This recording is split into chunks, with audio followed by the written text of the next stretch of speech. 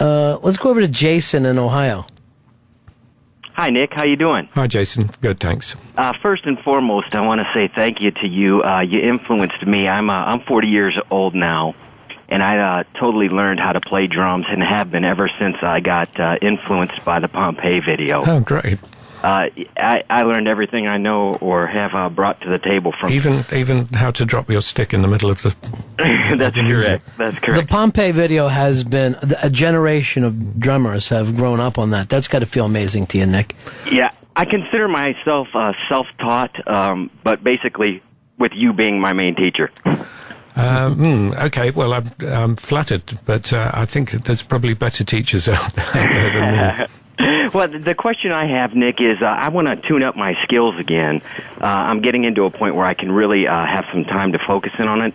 And I just wondered if you could recommend any good videos of you or Ginger that I might be able to pick up and, pick up some tools.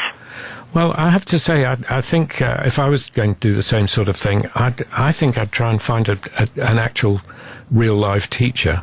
I think there's something about sitting down with someone and working at things rather than watching the video. Ginger never did anything in terms of an actual teaching video, and I certainly haven't. And I think in a way there's so much that you can learn from someone who actually knows all the, despite the fact you're self-taught, there's something great about someone who knows all the sort of the old style technical stuff, because they can bring a sort of organization to your playing that's really quite a nice thing to do. And it's not as though you're going to be then hidebound by all the old the flam retimacues and paradiddles and so on, because you've already established the fact that you play it, but you can build new ideas from those old exercises. Let's go over to Walt in California. Hey, what's up, Nick? Being synonymous with names like Led Zeppelin and the Beatles, I was just wondering if you had any funny stories or what it was like for you to actually maybe meet the Beatles the first time, assuming that you have anyway. Yeah. No, we met the Beatles for the first time when we were recording Piper at the Gates of Dawn in Studio 3 in Abbey Road, and they were in Studio 2 working on Sgt. Pepper. And it was basically they were at the peak of their career, and we were just starting out, so it was a bit like meeting God. Well, or meeting a number of gods. They were absolutely charming, but it was this was not a meeting of equals. It was a meeting of very junior people. People like Led Zepp, curiously, we hardly knew them at all, and I only really met them much later on, because most of us were always working. We'd always be in different cities, because we'd be, they'd be coming into the stadium the week after we'd been there, and none of us worked, or most of us didn't work with support acts, so it was a curiously sort of solitary life in that way. We didn't hang out with lots of musicians, and curiously, a lot of the friends I have now were made really quite late on. Well, the other thing about Pink Floyd is that you never got grouped in with a scene or a wave of any kind. You guys always stood alone. Yeah, I mean, in fact, the only people we really got to know and sort of had fun with really were in the really early days when we were touring with Jimi Hendrix, and that's how I got to know Mitch Mitchell particularly. And it goes back to look at, here's Hendrix experimenting, the Beatles during Sgt. Pepper experimenting. So you can see the sense of why Pink Floyd would have thought to themselves, well, you need to keep changing all the time to really be successful. I don't think we thought like that. I don't think we ever thought we need to keep changing or we need to keep experimenting. It was much more to do with the fact we were there in the studio, and it just seemed obvious to try and utilize the things that the studio had there, which included great technical people, great engineers, but also for us, what was particularly useful was that the studio quite often had a lot of equipment that we wouldn't normally have had access to. And that could have been Hammond organ, really lovely piano, timpani. There'd be some kettle drums in the studio that were left there by the orchestra who'd been in earlier that day. And we had access to to that sort of thing. And later on, it would be something like a mellotron. And also, of course, since the technology that was there, but hadn't been perfected of what you're supposed to do with it yet, so playing, just fooling around with it, would have made a lot of sense. Yeah, I mean, certainly there were things like, fuzz boxes and wah-wah pedals where Dave experimented with plugging them in back to front and came up with some amazing sounds. I will take a couple more questions. We've got Nick Mason with us. The immersion set for Dark Side of the Moon is out, and hopefully this will start a series of these, which would be great. But go to whypinkfloyd.com to learn more about it. Let's go over here to Rob. Go ahead, Rob. Thank you for taking my call, Mr. Mason. Earlier, I'm a classical musician, and you mentioned Schoenberg with the 12-tone row. I was wondering if you had any favorite symphonies or classical composers that influenced you.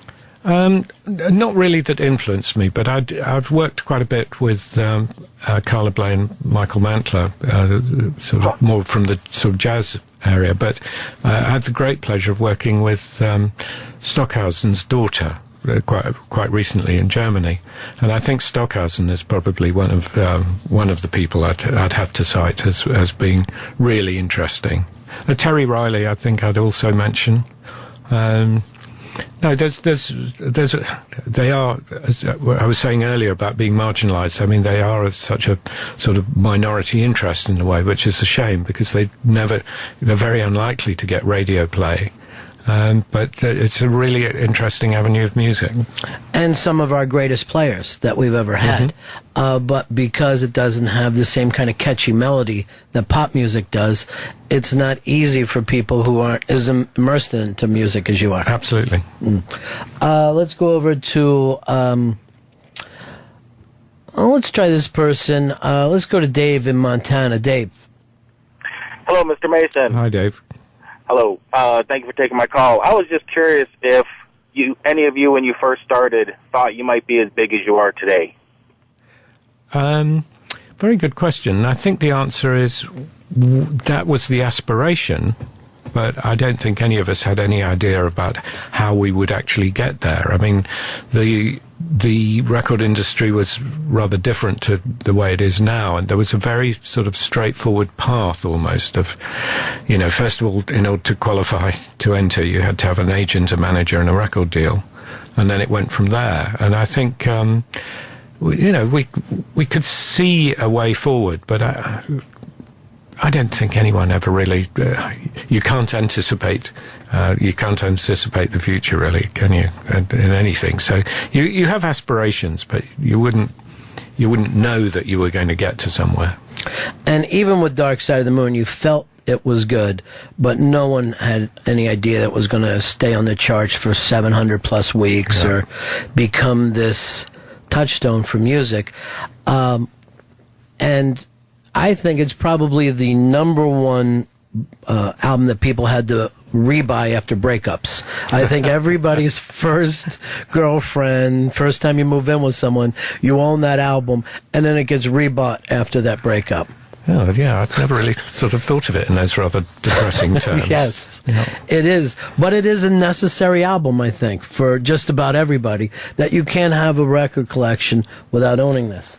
Let's go over here to, here's Mark. Mark. Hi, Nick. Hi, Mark. Thank you for all the music you've given us over the years. With the new releases, the remasters, and all the material from the vaults that are coming out, can we expect any video from the 75 or 77 tours? I'm not sure what we've got. I think if we have got video, it'd be really nice to be able to put some of that out. We're still, I have to say, last year or two, I've been really trying to accumulate everything we have got or that other people have got. And it's such a weird mixture of stuff. The problem is, going back, is that people had things like Super 8 cameras, so there maybe be a bit of film, very amateur film, but of course there's no sound with it. So there is a problem with looking for old material, that just quite often it just doesn't exist. And at the same time, maybe there's something sitting in the bottom of someone's closet for all these years. One of the guys from the road crew, you never know.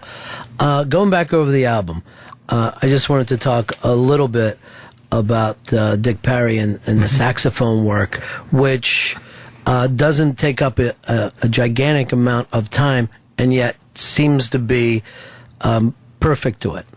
Yeah, well, I think this is very like the Claire Torrey piece. It was that thing about someone coming in, who's not a well-known player, but actually it just has the perfect feel for the track. And Dick is a lovely player and has done a number of tours with us over the years, and it's actually a real pleasure to work with him. Yeah, I don't know if there's, you brought up cooking, but it did seem to be the perfect recipe for an album that all the right spices went into it. We're talking, of course, about Dark Side of the Moon. Go to whypinkfloyd.com because there's so much stuff on there, more than we could ever explain in this hour, more to come out. And Nick Mason, thank you so much for coming in and being so open in this past hour. It's been a pleasure. It's been a pleasure for all of us. We hope to see you again next time through. Absolutely. Thanks a lot.